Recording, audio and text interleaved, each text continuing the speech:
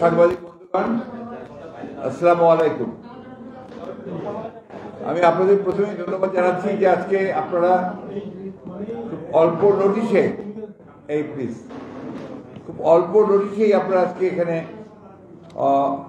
বেশ অনেকেই এখানে উপস্থিত হয়েছেন।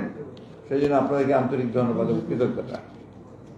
আপনারা জানেন যে প্রতি স্ট্যান্ডিং কমিটি মিটিংয়ের পরে আমরা আপনাদেরকে একটু ব্রিফ করার চেষ্টা করি। আমাদের প্রথম হচ্ছে যে আপনাদের মধ্যে স্ট্যান্ডিং কমিটি মিটিং আগে এক সপ্তাহ পরপর হতো, এখন সেটা 15 দিন পরপর হচ্ছে। এটা আপনাদেরকে আমি জানিয়ে রাখলাম।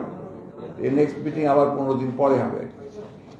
তো আমাদের গতকাল রাতে এই মিটিংটা হয়েছে। মিটিংয়ে সভাপতিত্ব করেছেন আমাদের দলের ভারপ্রাপ্ত চেয়ারম্যান জনাব তারেক রহমান সাহেব, আমাদের ডক্টর খন্দকার মোশাররফ হোসেন, তিনি অনেকদিন পরে আমাদের সঙ্গে যোগ দিয়েছেন, অসুস্থ ছিলেন, মির্জা আব্বাস, মাহবুব বশর চন্দ্র রায়, ডক্টর আব্দুল মঈন খান, জনাব নজরুল ইসলাম খান। প্লিজ ভাইরা, প্লিজ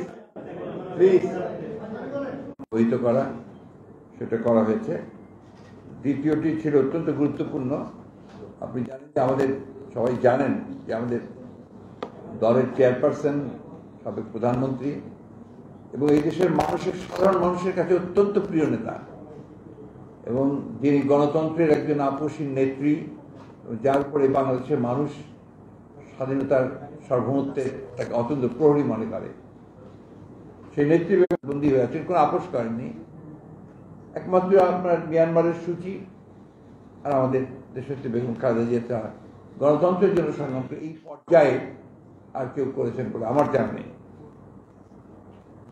সবারও মনে করে দেশনেত্রী বেগম খালেদা জিয়াকে পরিকল্পিতভাবে মিথ্যা মামলায় সাজা, এর চেয়ে বড় বেআইনি কাজ তার কিছু হতে পারে না, অমানবিক কাজ কিছু হতে পারে না।